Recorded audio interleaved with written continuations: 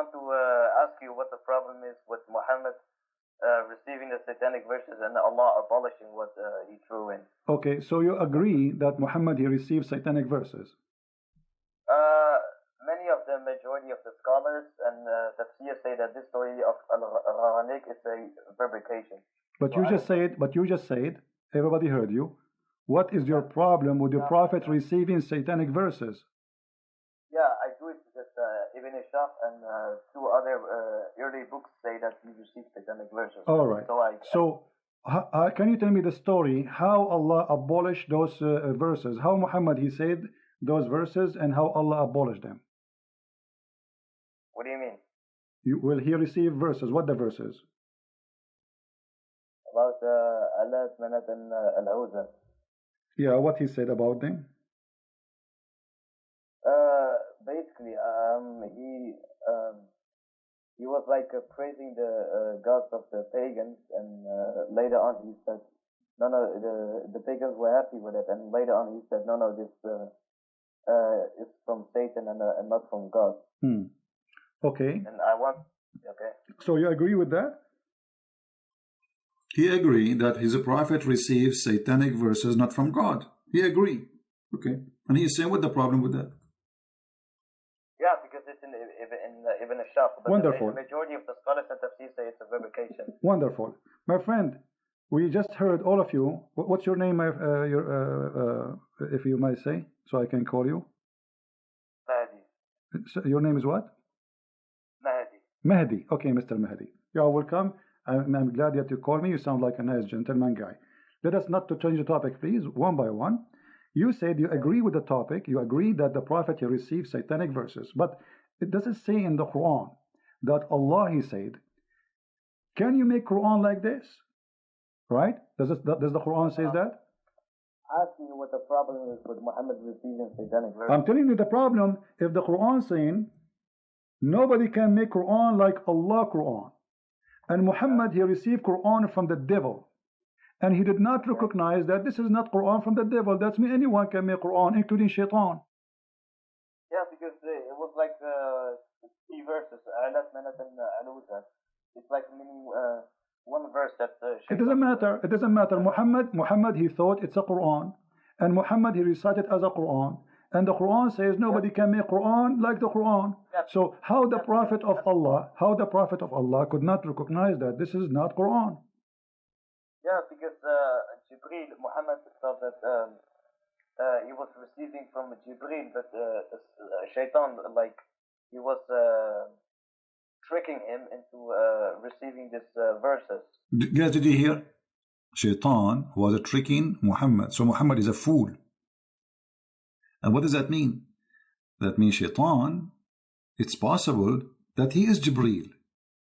Because if he was able to do it once, he can do it always. Correct? So now how we will know if Muhammad seeing Jibreel or seeing Shaitan? Listen carefully now.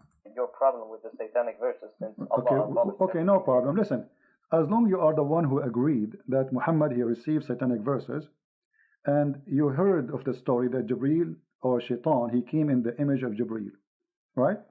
How and what is our guarantee that not all the Quran is from a guy who came in the image of Jibreel and he's Shaitan?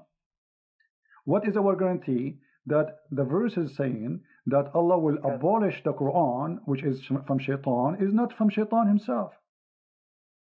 Because the Quran message of the Quran is to worship the God of Abraham, Isaac, and Jacob, the one God.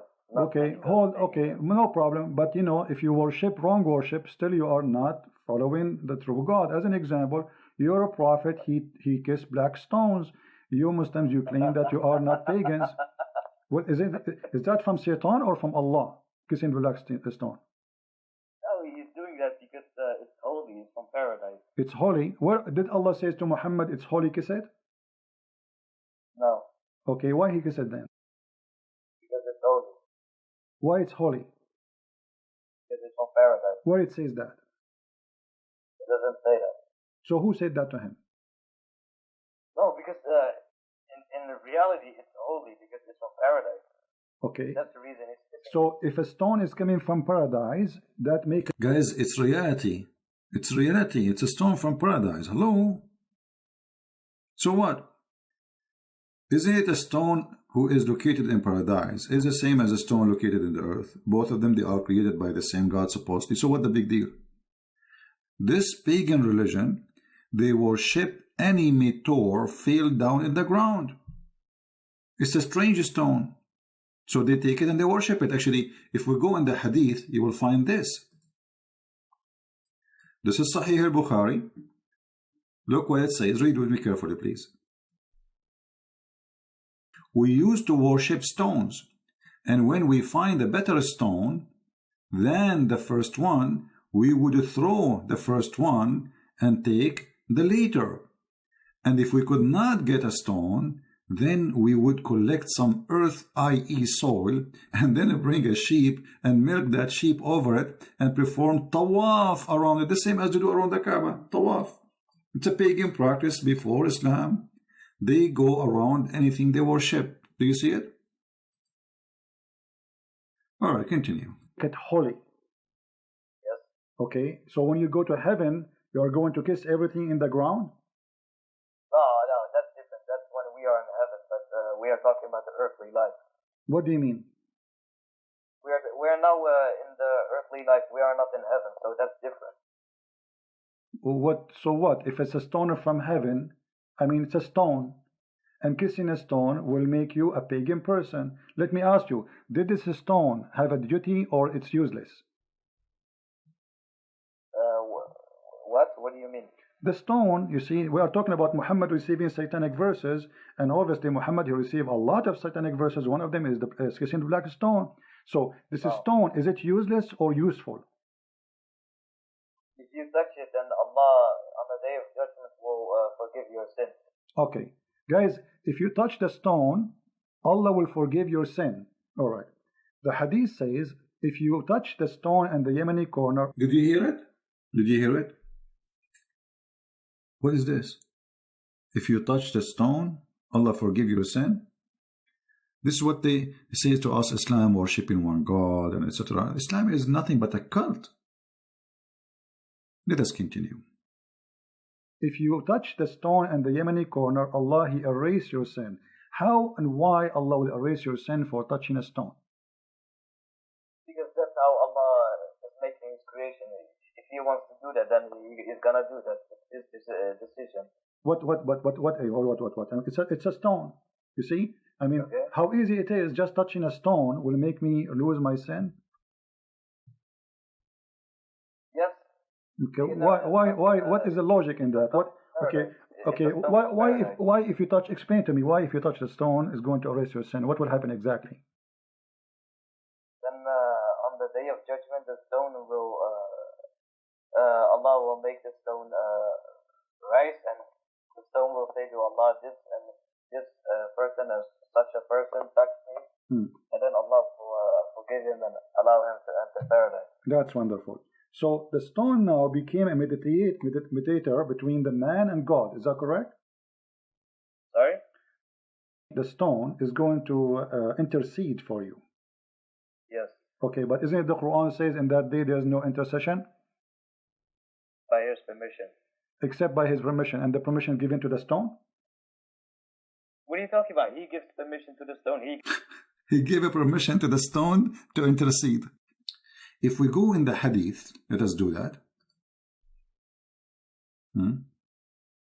We will find the hadith saying, the Messenger of Allah said about the black stone, by Allah, he swear, this guy is serious.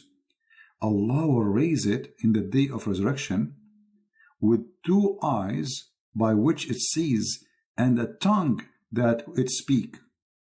So my drawing was absolutely authentic, as the Prophet exactly he said. No Muslim now can say Christian Prince is fabricating how the black stone look like. Can you? So now we have clear evidence of what Muhammad said, and this Muslim, Muhammadan, he was agreeing, yes, the black stone is going to come in the judgment day. You do not need to be genius to discover that Muhammad is a pure pagan person. He adopted the pagan belief before him. He mixed it with some Christian teaching, some Jewish teaching, some Hindu teaching, some Sabian teaching, which stars, and then that is Islam. Yet they claim that they are people who follow Abraham. No, Abraham, he taught you there's stones, you kissed them, and they have tongues and eyes, and they will witness for you. This is what Abraham, he taught you? Anyway, let's go back to the video and see what this gentleman, he is going to guide us to. I don't know how many of you at the end of this will decide to become a Muslim.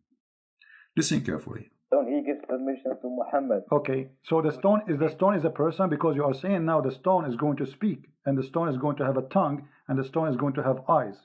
Is the stone is a person? According to the Quran, our hands and feet will also speak. Don't change topic. Is the stone, because you said the stone is going to have tongue and is going to have eyes? Yeah. Huh? Yeah, the same for Allah says in the Quran that our hands and feet will, on the day of judgment, will speak. And maybe this is metaphorical, but the stone literally is going to speak, no, correct? It is not. Okay, not metaphorically, no problem. Okay, no problem. Guys, it's not metaphorically. So his feet, this guy, he believes his feet is going to talk. It's not metaphorically. I was helping him. I was giving him a hand. His feet was going to talk.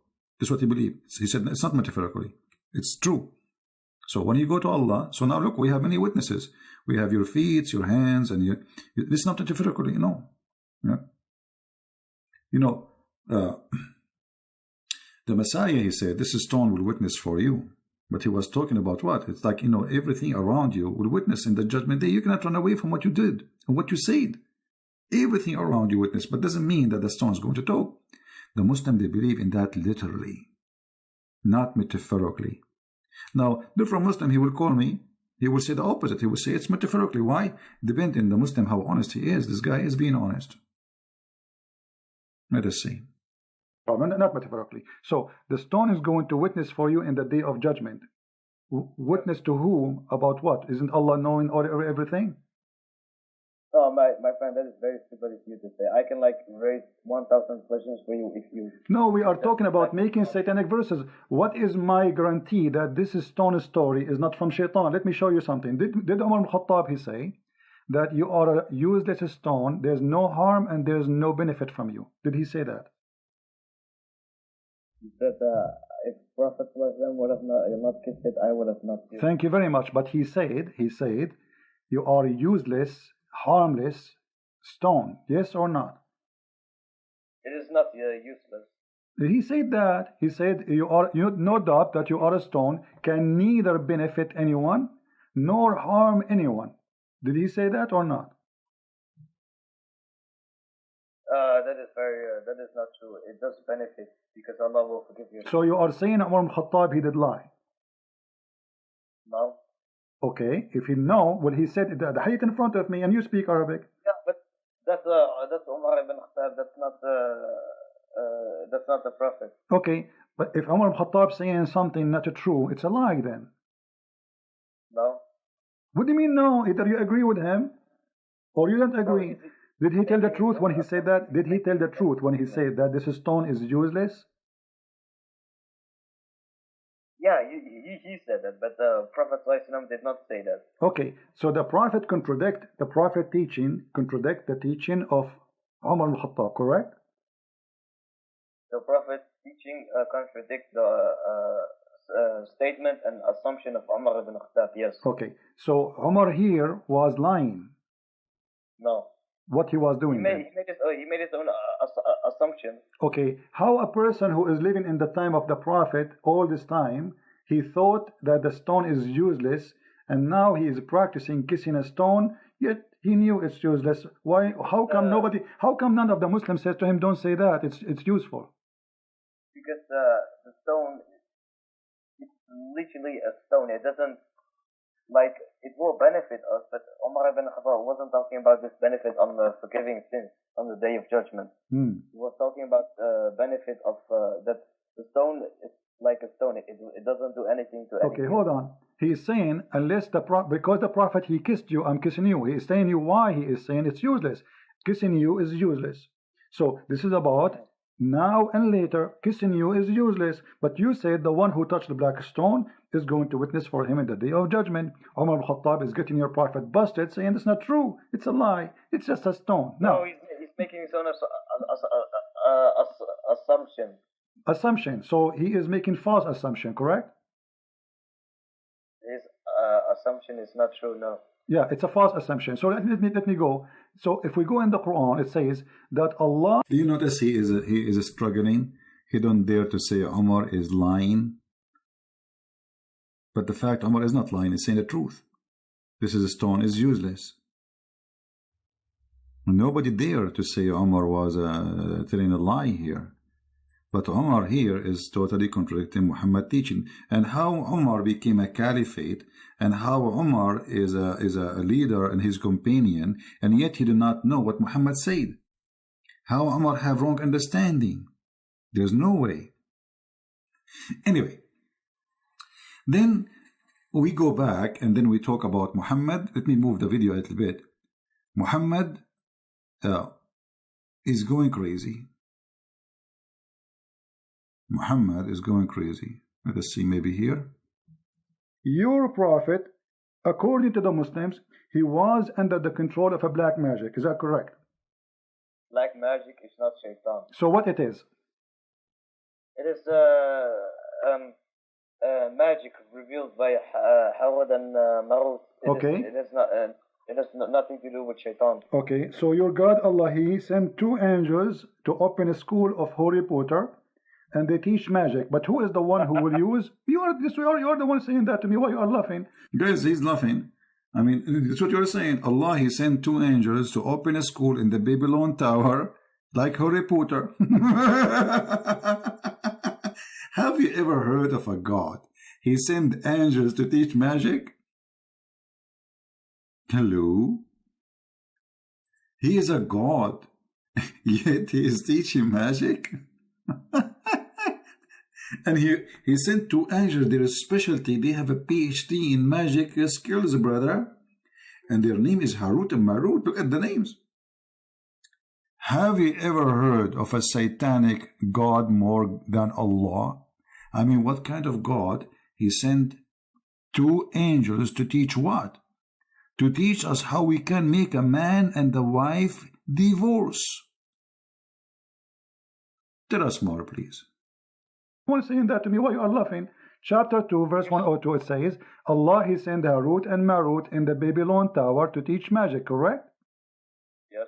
Okay, so they open a school of magic of Harry Potter in the Babylon Tower. Now, who is the one who learned from them the magic? The people of Babylon, whoever wants to learn. Okay, read for me, please. Chapter 2, verse number 102. It says that Sulaiman is not a kafir, but shaitan. They are the kuffar, who they are teaching the magic. Does it say that? Sorry, can you show me? Okay, with chapter 2, verse 102. It's on the screen. You My can read. English is not that good. No problem. Here we go. وما كفر سليمان ولكن الشياطين كفروا يعلمون الناس السحر وما أنزل على الملكين ببابل هاروت وماروت. So who is the one who is practicing the bad magic on mankind? Is shaitan. The Quran says that. So your prophet was controlled by the black magic, controlled by shaitan. No. The two angels teach magic, but Allah says in the Quran that whoever does accept teaching this magic, he will enter hellfire. My friend, does it say there that shaitan?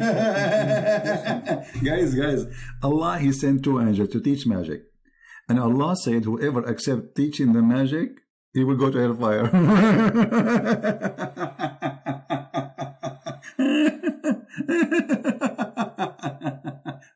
So, if you accept me teaching you magic, I will send you to hellfire. What's wrong with this religion? Am I lying? No. Okay. No what? No, wait. Habibi, I will call you back in just 2 minutes. Let us move a little bit because he will come back and we want to hear him saying that Muhammad was a crazy man. Yes. Okay, so my friend Mahdi, thank you for calling back first. Now, your prophet is under black magic. Black magic is what it is? Is it an evil thing? It is like handwork of shaitan. Okay, it's a work of shaitan. That's wonderful. So by the work of shaitan, Muhammad was controlled. How shaitan was controlling Muhammad according to you? No, black magic. It was controlled. It was okay, but the black magic. Why is it okay? Is this magic is good or evil? I'm gonna explain it. If someone wants to use black magic, he can make the person they will use the black magic on crazy, or they can do whatever they want. They can like divorce his wife. Okay, so you are saying that the one who did the black magic to your prophet, he made him crazy. If someone wants to, yes, but this black magic only lasted for 1 year, according to yes, he made him crazy. Yes.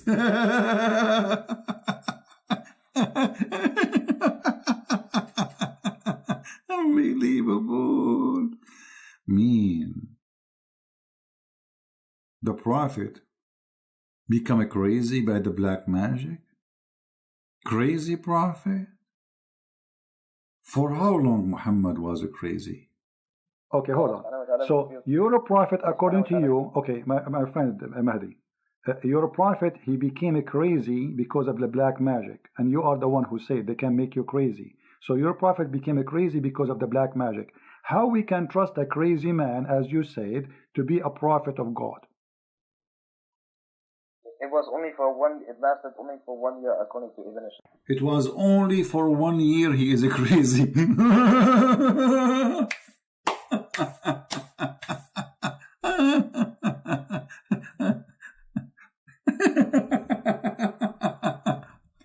Christian Prince, what are you talking about? He was only crazy for 1 year. It's only 1 year, man. He was not crazy all the time. So now he is a prophet, and now he is a crazy, and he is going to Havana.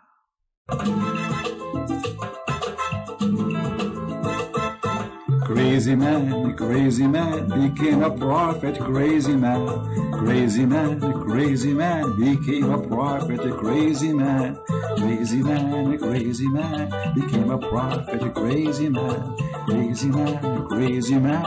became a prophet. Hey, it's official now.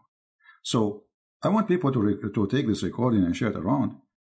The Muslims agreeing that their prophet is crazy. But he was only crazy for 1 year. It's just 1 year, Christian Prince. Not much. It was only for it lasted only for 1 year, according to Ibn Ishaq. 1 year? Okay, 1 year. How many Quran he made when he was crazy? Guys, our friend Mahdi, this is very important, he said, he was crazy, Muhammad was crazy for 1 year only. Okay, how many years Muhammad was a prophet in his lifetime? 23 years. 23 years. So we can say... Guys, we have to be honest here. I mean, come on. The prophet was crazy only for 1 year. I mean, what a big deal. So he was crazy for 1 year, and he was a fool for the rest of the years.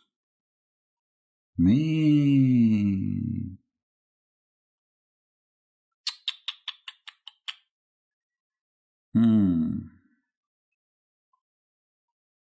I have no comment. It's official. Crazy God, crazy prophet, crazy stone, crazy religion, crazy people. Huh? You see, when they say black magic, this is simply fiction. What black magic? Simply, he's crazy. This is right. He was crazy. In the old days, when somebody is crazy, they don't know because he look fine. You know, in the body, he's healthy. But he do stupid stuff, crazy stuff. So they think he was bewitched. So the Muslims agreed now that two things happened to Muhammad. He was bewitched and he was crazy.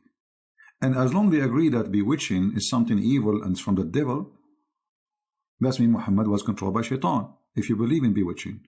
If you don't believe in bewitching, well, Muhammad obviously is mentally ill, and the guy, he agreed. He said his prophet was crazy only for 1 year. What happened at the end of the year? And not only that, he said to us that Allah, he helped Muhammad and he get him out from the black magic. But how? Listen carefully. So during the 1 year of Muhammad being crazy, according to you, how many chapters Muhammad he made? But he was crazy. When Muhammad was under the influence of black magic, Allah subhanahu wa ta'ala revealed two surahs. One, I forgot the name of it. One is Surah Al-Falaq, which has 5 verses, and the other surah has 6 verses. Together, them has 11 verses, and Muhammad needed 11 knots because the shaitan, there was 11 knots to break. 11 knots. The shaitan, he made for him 11 knots. Shaitan, he made for the prophet 11 knots. This guy, he just said, it took Allah 11 months to open those knots. I mean, how powerful this God is.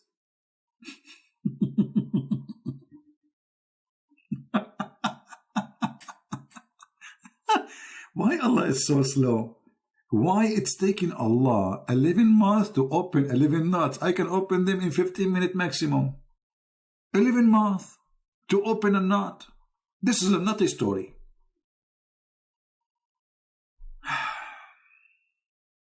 I don't know what to say. It must be true religion. The Prophet was controlled by 11 knots. At the end of the day, we are here to share with you the truth. And the truth will set you